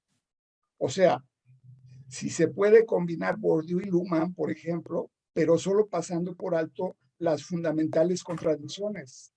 Me simpatiza el proyecto y lo comparto, pero me da miedo que sea un elemento más en la desinstitucionalización de las teorías. ¿Ves posibilidades de superar eso? Bien, gracias, gracias. Y sí, el curso se ve muy bueno. Y también, perdón, hace rato no saludé a Sergio con su pregunta. Muchas gracias, Sergio. Es que está uno tan pensando cómo contestar que se le va la onda. Bueno, agradezco mucho el comentario. Es decir, en efecto, existe un cierto riesgo. Yo trato de solventar este problema justo con esta reflexión metodológica, como a partir de aplicar el funcionalismo a la lectura de las teorías. Y en ese sentido, no tratar en la medida de lo posible de no comprometerme con presupuestos más amplios de cada una de ellas, sino solamente como, si se pudiera decir así, como entresacar los aspectos que me parecen relevantes. Es decir, por ejemplo, creo que el concepto de ciencia de Luhmann, Latour y Bourdieu es distinto, ¿no? Pero yo no quisiera comprometerme con eso porque justamente pues sería como decir, bueno, alguno tendría que tener razón o todos tienen razón, etcétera, etcétera. Ese trabajo no es el que me interesa hacer. Lo que me interesa hacer es precisamente identificar aspectos, para poner un ejemplo como que me parece que puede ser claro. Es decir, pensemos por ejemplo, en estos ejemplos que pone Latour, ¿no? Por ejemplo, de las llaves, de los llaveros y las llaves en los hoteles, ¿no? Que bueno, hoy en día ya no tendrían mucho sentido porque estamos en una época en la que ya no se usan casi llaves, sino tarjetas y todo esto, pero bueno. Y donde él dice, bueno, es que cómo se va reclutando materia para resolver esto, ¿no? A mí me parece ahí, ¿no? Me parece que ahí uno puede identificar casi una especie de génesis, ¿no? De lo que está puesto como en la base de esta teoría también. O sea, es decir, la primera cuestión, la primera oferta de sentido es comunicativa, no te lleves la llave. La segunda puede ser un letrero, pero para el letrero pues tienes que leerlo y una serie de cosas, y ya después viene esta cosa de usar los llaveros pesados y todo esto incómodos, ¿no? Entonces, de alguna manera, esta teoría, si se puede decir así, es una teoría que funciona como en esa suerte de superficialidad, más de fenómenos que como de presupuestos, insisto, ¿no? Es decir, repito, creo yo que, por ejemplo, sí sería una cosa muy distinta discutir el constructivismo de Luhmann respecto al de Latour, respecto a lo que considera Bourdieu que es la ciencia. O sea, creo que esa sería otra labor, Y por eso esta teoría opera a partir de la noción de un funcionalismo metodológico, ¿no? O sea, un método funcional de comparación y de lo que yo les decía, de una teoría 7, es decir, de una teoría que busca dar respuestas a fenómenos específicos de la sociología, ¿no? No quiero decir con esto que eventualmente yo no tenga que desarrollar una reflexión previa más epistemológica al respecto, donde tenga que establecer tal vez una suerte de deslinde respecto a algunos de estos autores y algunas de las consecuencias que se derivan de estas perspectivas, pero todavía no estoy en ese momento, y me parece que ese es un momento que justo para este primer esbozo, o sea, que es más, vamos a decir así, más práctico, más operativo, me parece que todavía no es necesario, pero eventualmente creo que podrá hacerse y va a ser interesante discutirlo también. Y ahí sí, ¿no? Ahí sí como establecer discusiones sobre qué estatus ontológico tienen estas entidades o epistemológico, estos conceptos, etcétera, etcétera. Eso sería. Gracias. José Pablo Tobar Quiñones dice como curiosidad, ¿qué sensación has tenido acerca del valor que tienen las reflexiones teóricas? ¿La teorizas en el marco actual de las disciplinas sociales?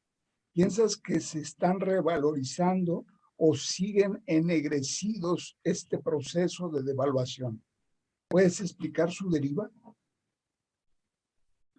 Ya, bueno, como muchas otras cosas, pues el universo de la sociología es amplio, ¿no? Entonces ninguno de nosotros, ninguna de nosotras, pues tiene una visión de totalidad y de conjunto, y en diversos lugares seguro se viven diversos procesos. Es parte de esta cuestión de esta programación, ¿no? Por decirlo así. Ahora, sí me da la impresión, y por eso este texto que cité al inicio, que se publicó en la página de la Asociación Internacional de Sociología, me parecía tan interesante, porque sí tengo la impresión de que hay una suerte de cansancio, ¿no? También como con la cuestión de la teoría, ¿no? O sea, como que se piensa que justo nos puede llevar a una cosa demasiado posmoderna y por lo tanto no vale la pena hacerlo en demasía, como teorizar como demasiado o teorizar con cierto tipo de teorías, ¿no? Yo en lo personal, o sea, lo que veo es que sí sigue, o sea, la teoría sigue siendo prestigiosa, pero justamente no está claro cómo llevarla más allá y por eso hay una suerte de desconexión. Les digo, no, obviamente no estoy hablando de casos específicos, sino una cuestión muy general. Por un lado, pues es impensable abrir un programa de sociología sin teoría, pero los cursos de teoría siguen siendo la tradición de Estados Unidos o los autores tal o las teorías tal, no esta cuestión de teorización. Por otro lado, hay esta cuestión de que esta insatisfacción de que las teorías no están no están siendo como puestas a prueba, no están pensando como su propia metodología o tecnificación empírica. Entonces, eso nos está llevando a una suerte como de, pues sí, como de separación, ¿no? O sea, como si hubiera teóricos contra empíricos, ¿no? Y creo que eso es algo, digo, es algo que ocurre, también es un fenómeno y hay que analizarlo como tal, es un fenómeno sociológico, social y se tiene que analizar, pero creo que nos lleva a veces a debates un poco improductivos, ¿no? Porque precisamente la cuestión es entender que a veces la teoría pues también tiene esa libertad de reflexión y de generar preguntas y de observar cosas, y precisamente que la teoría es eso, la teoría es lo que no se ha puesto como a pruebas, es decir, pensemos en una cuestión como una analogía que puede ser un tanto tramposa, pero pensemos, muchas cosas de la teoría de la relatividad, pues no se podían probar técnicamente como cuando se hizo la teoría, se han ido probando como en el tiempo, ¿no? Es decir, pues precisamente, o sea, precisamente la teoría tiene esa función como que a veces se busca que la teoría sea la verdad de las cosas, y no, pues la teoría es el marco general para establecer como estas cosas, para establecer estas relaciones, estas comparaciones, estos datos. Nos dice qué podemos ver, qué tipo de relaciones. Entonces, como muy en concreto, o sea, yo creo que sí sigue habiendo una desvalorización, insisto, no por la totalidad, porque al final de cuentas los libros de sociología siguen hablando de los clásicos, etcétera, etcétera, pero sí como una especie de crítica a para qué nos sirve eso. Y creo que la respuesta tiene que venir de los interesados y las interesadas en la teoría, ¿no? O sea, como decir, miren, pues la teoría sirve para esto, en vez de decir, ay, no es que tú eres un positivista. Pues eso no dice nada y es una tontería, porque además, pues no, o sea, no es el caso. El asunto es justamente, pues, establecer algunos vínculos y también no tener miedo a que a veces, pues, esos vínculos no existen porque justamente hay mucha diversidad. Yo lo que criticaría, y lo dije acá, es como tratar de hacer de una sola perspectiva, de una sola tipo de teoría, todo, ¿no? O sea, como decir, uy, no es que ya con el marxismo ya, a mí me sorprende, por ejemplo, eso, ¿no? Leer a gente que habla del marxismo como si no hubiera habido miles de teorías después del marxismo. El marxismo se me hace interesantísimo, riquísimo, todo esto fantástico, pero se me hace increíble que alguien no pueda salir del marco del marxismo para pensar nada, ¿no? O sea, es decir, se me hace que es una derrota del pensamiento, ¿no? Completamente. Pero también es una derrota de del propio ejercicio de teorizar, que no hemos podido establecer una discusión también. Y de la misma manera que alguien venga y diga, solo hay teorías que se prueban como de este tipo, se me hace tristísimo porque deja de fuera como muchas otras cosas. Gracias. Andrea Damed Cáceres dice felicitaciones y a destacar el hecho de no declararte como un talibán de la teoría de sistemas.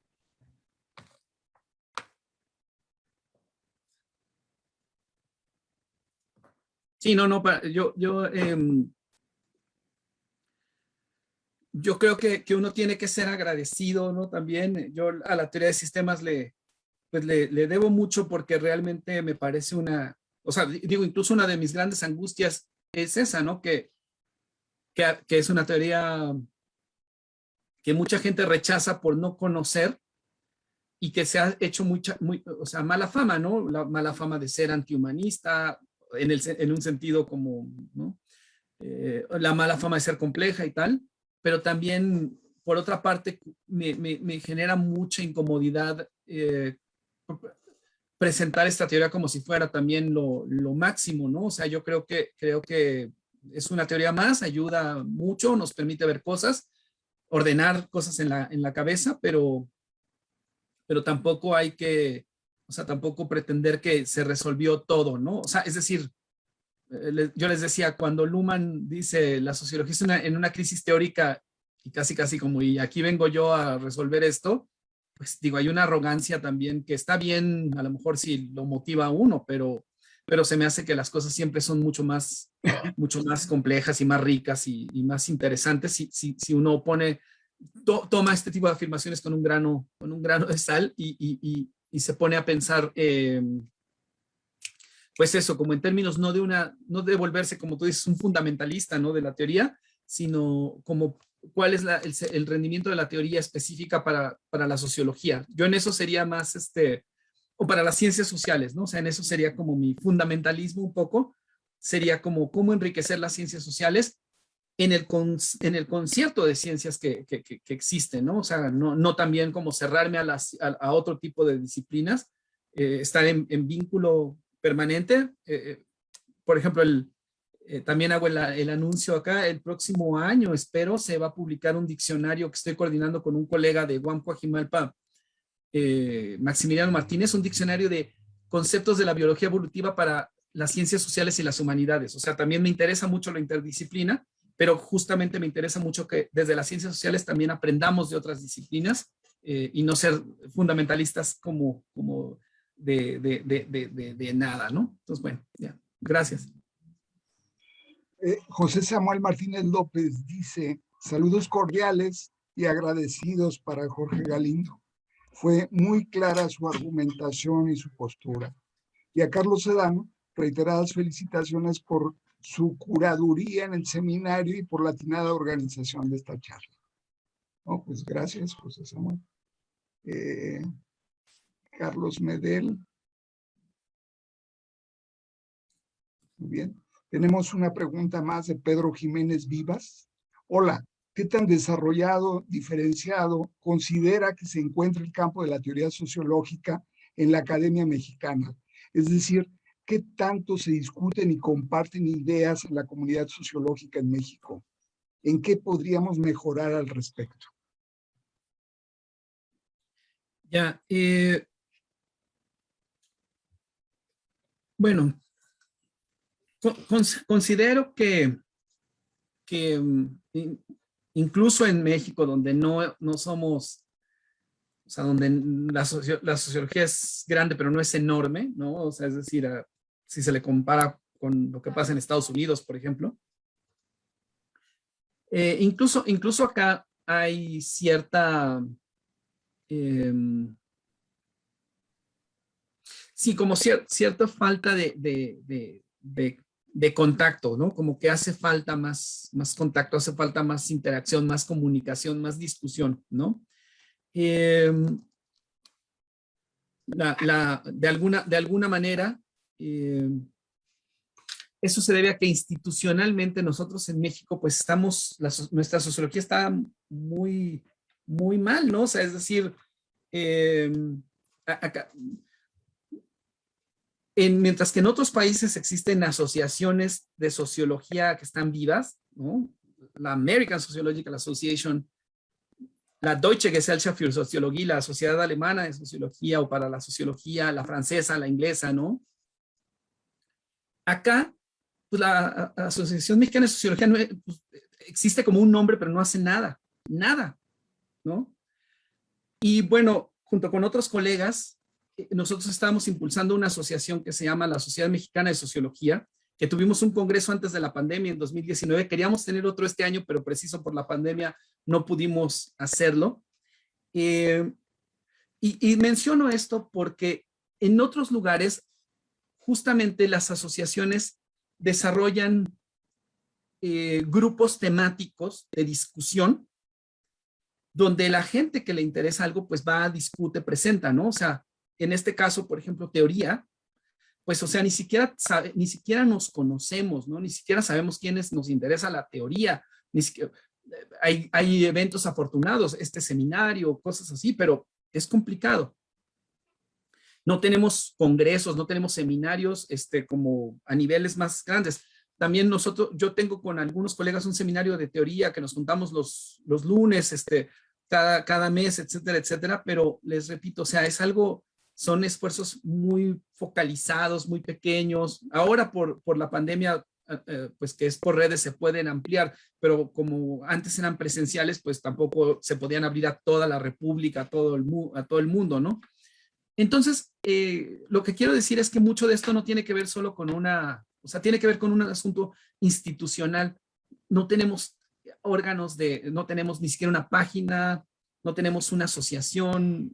Les digo, la SMS, que ahí hago el comercial, síganla por favor, es así en Twitter, @SM Sociología, es la Sociedad Mexicana de Sociología. Estamos ahí luchando por hacer una asociación más viva y más presente, ¿no? Pero no tenemos asociación de teoría, no tenemos grupos temáticos de teoría en sentido estricto, no tenemos una revista de teoría, no tenemos nada. Entonces, yo creo que es una cosa que es pobre. Y pongo un último ejemplo. Y perdón si me tomo un poco el tiempo para esto, pero ese seminario de teoría en el que les digo que estoy, la gente que originalmente lo fundó, yo no lo fundé, llevo muchos años en el seminario y ahora estoy como coordinador, pero no lo fundé. Lo fundó un poco buscando un espacio para discutir teoría, porque decían que en sus respectivas instituciones, el Colegio de México, la UNAM, no había oportunidad de discutir teoría, y fundaron un seminario para hablar de teoría, ¿no? Para leer autores que se consideran teóricos, ¿no? Etcétera, etcétera.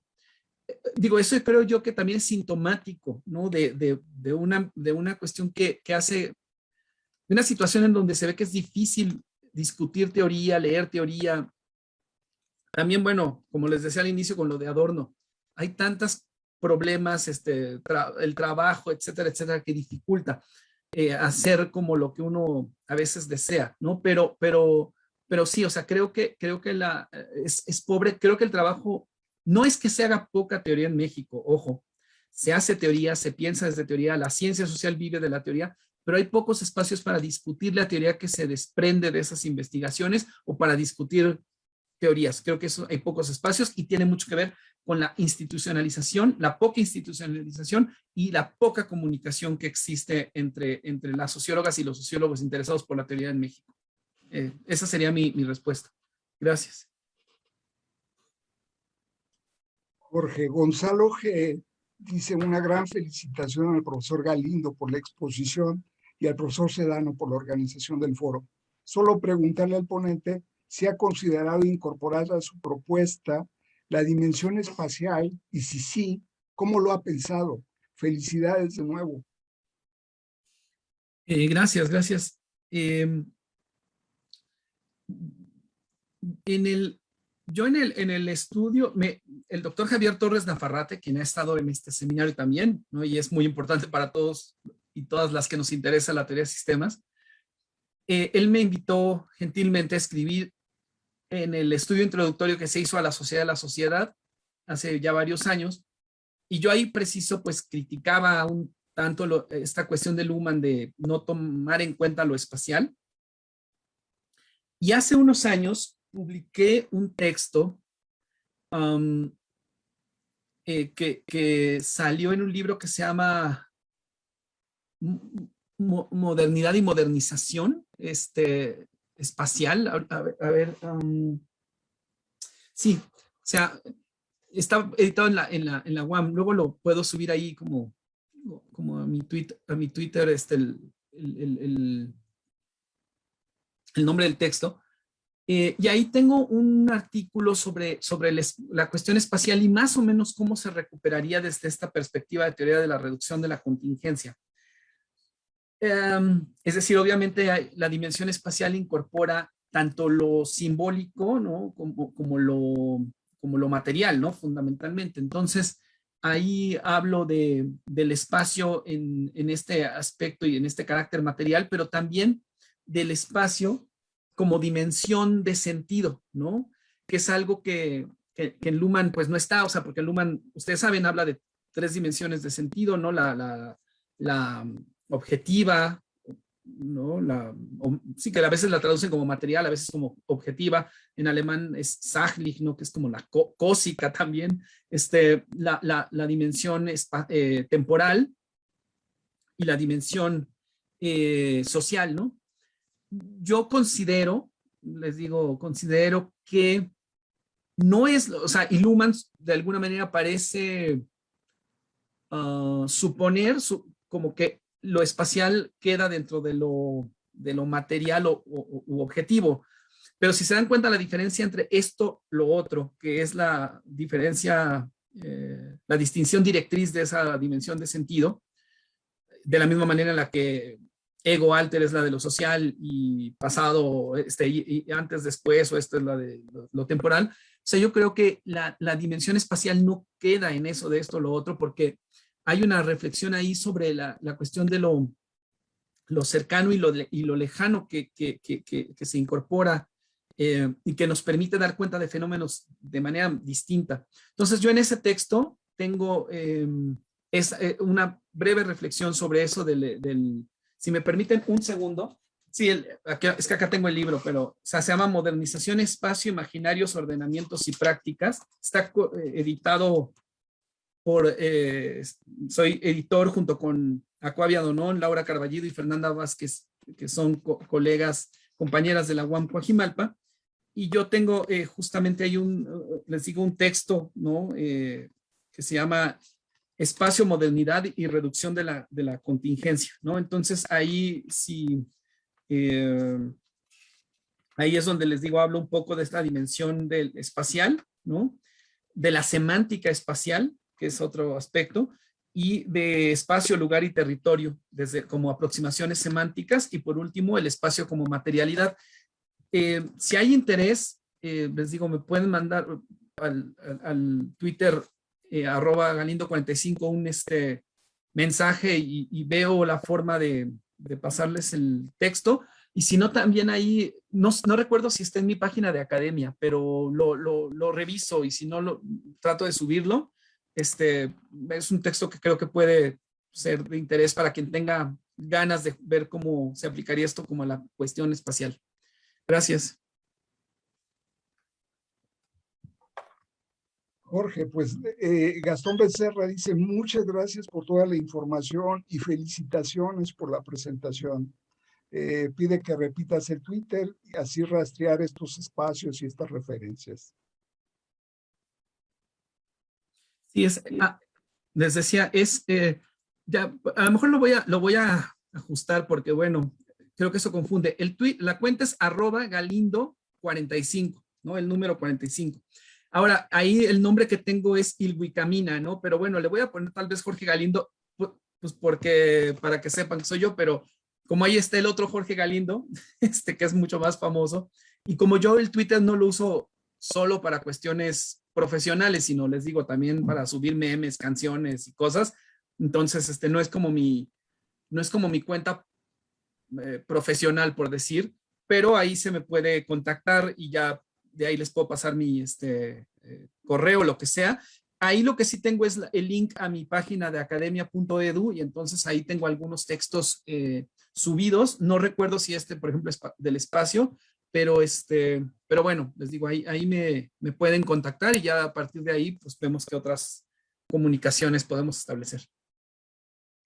El doctor Luis Rodríguez dice, gracias, doctor Galindo, por sus extraordinarias aportaciones. Gracias. Julio Quirós, el doctor Julio Quirós dice, en mi tesis de doctorado tuve la oportunidad de trabajar sobre movimientos de protesta, integrando la lógica de sistemas de Luhmann y el concepto de resistencia de James Scott. La dirección de la tesis fue muy receptiva al respecto. Fue el doctor Javier Torres Nafarrate. El problema fue el enfrentar a los lectores más puristas que no aceptaban con facilidad la propuesta. La pregunta es, en el entendido de que la ciencia es pública, ¿cómo validar una propuesta de este tipo frente a ciertos científicos quienes están casados con las estructuras formales que presentan los grandes teóricos, los grandes autores? Ya, ¿qué tal, Julio? Pues mira, creo que no hay una respuesta contundente, pero una primera cuestión es, pues lo mismo, ¿no? O sea, a veces, aunque somos sociólogos, sociólogas, se nos olvida como esto porque, pues no es lo mismo analizar que cuando a uno le pasa, pero pues hay que recordar que hay estructuras sociales, vamos, hay una cierta, vamos a decirlo así, como dominación simbólica y tal. Y muchos de los autores y autoras también tienen este trato justo simbólico como casi como de entidades sagradas, como en el sentido de Durkheim. Entonces, evidentemente, de la misma manera en la que lo sagrado es lo prohibido, lo que no se puede tocar como con facilidad, lo que no se puede tener un trato tan cotidiano, es obvio que a mucha gente, pues, que se mezclen autores, perspectivas, autoras, que son disímiles y que remiten a universos intelectuales, pero también emotivos, emocionales como distintos, pues resulta algo pesado, ¿no? O sea, es decir, mucha gente pues hace de esto a veces hasta como su identidad, ¿no? Así como de, ay, bueno, yo soy sistémico, yo soy burdiano, yo soy laturiano, lo que sea. Entonces, pues sí, o sea, de repente, imaginen, o sea, voy a poner un ejemplo muy coloquial, ¿no? Que claro que como ejemplo coloquial tiene sus fallas, pero a veces nos acercamos a la ciencia como, y a muchos otros fenómenos, la política y tal, como nos acercamos al fútbol. O sea, por ejemplo, yo en el fútbol, y aquí espero pues no generar una enorme decepción, pero yo en el fútbol le voy a los Pumas, por ejemplo, ¿no? Que ahorita van súper mal. Y en el fútbol, pues yo me molesta si alguien me dice, pues yo le voy a los Pumas y a la América, pues para mí es algo impensable, ¿no? Es como, no, bueno, eso no puede ser, esto no tiene sentido, o sea, es un sinsentido completamente, ¿no? Pero en lo teórico, pues es, bueno, me interesa Luhmann y lo junto con Bourdieu y lo junto con Latour, pero seguramente habrá gente que vive como su afición sistémica como si fuera la afición al fútbol. Lo mismo ocurre con partidos políticos y cosas así, ¿no? Como hay una cosa emotiva, ¿no? Entonces, la respuesta como ya más aterrizada es, creo yo que todo esto requiere siempre tiempo, ¿no? O sea, y que también uno hay que aprender a escuchar, o sea, es decir, si también algo no se recibe bien, no digo que sea tu caso, en general, a mí también pues me han hecho críticas, creo que uno tiene que aprender a escuchar y tal vez identificar dónde están los problemas, tal vez sean problemas de que uno no está presentando de la mejor forma las cosas, o tal vez efectivamente está cometiendo un error. Dos, hay que darle tiempo a la gente también porque muchas veces las innovaciones pues no son sencillas, ¿no? O sea, la innovación no es algo sencillo. Y tres, también yo creo ahí pues tal vez también eso, como colectivamente ejercitarnos más en esta cuestión de recordar que las teorías son, al final del día, son herramientas, ¿no? Y no son doctrinas, ¿no? Entonces que pues hay que tratarlas con cierta, hay que perderles el respeto en el sentido de usarlas como herramientas, ¿no? Y no como una cosa que está ahí, que ya tiene verdades reveladas, etcétera. Y que bueno, tal vez, insisto, tal vez si la forma en la que se presentó algo no es la mejor forma o falta todavía mostrar como los rendimientos, pero bueno, que no sea una cosa que se diga esto no se puede hacer porque no se puede hacer, ¿no? Bueno, explícame por qué Scott con Luhmann sí, por qué Scott con Luhmann no, cuál es el problema, etcétera, etcétera. Y también tal vez reconocer, y eso es ya mi último comentario, que precisamente muchas veces estamos haciendo ya cosas distintas y que por eso ya no podemos decir, bueno, esto es teoría de sistemas. Bueno, pues sí, a lo mejor ya no es, ¿no? Ya no es, pero no quiere decir que no tenga una inspiración o una recuperación. Y eso no es algo que yo lo diga porque estoy a favor de una inútil multiplicación teórica, sino porque a veces se vuelve tan complicado discutir en términos como de un pensamiento ya tan, como lo decía hace rato, una teoría que ya está tan cerrada, pues que bueno, o sea, es más fácil seguir el consejo de Howard Becker y decir, bueno, yo me voy a hacer mi propio rollo, a tratar de convencer a la gente de que, bueno, de que eso que uno hace está como todavía dentro del universo de lo sistémico, de lo burdiano, de lo laturiano, como quieran, ¿no? Gracias. Pues, con las muy lúcidas, francas y abiertas observaciones que has expuesto, el Seminario Internacional de Sistemas Sociales, Redes y Complejidad, el Departamento de Sociología y la Universidad de Guadalajara agradecen a nuestro muy estimado amigo, el doctor Jorge Leonel Galindo Monteagudo, su extraordinaria y valiosa participación. Muchísimas gracias por la invitación. Gracias a todos y a todas por acompañarnos en esta charla. Les digo, cualquier crítica, comentario, sugerencia es bienvenida. Aparte de mi Twitter, que ya di en repetidas ocasiones, @galindo45, también mi correo electrónico es jgalindo@ .wam.mx, Cua de Coajimalpa, ¿no? O sea, entonces también lo voy a ver si lo puedo pegar ahí en el Twitter, ¿no? O sea, entonces, ahí me pueden encontrar, es mi cuenta institucional, ¿no? Y pues eso, ¿no? Espero, pues que se me vuelva a invitar a este espacio, les digo, tal vez en unos meses, en un añito, ya cuando tenga como algo mucho más desarrollado, que me haya librado de las garras de la burocracia universitaria. Y agradezco mucho a Carlos por la invitación. Siempre es un placer estar en este espacio. Gracias. Muchas gracias. Hasta luego.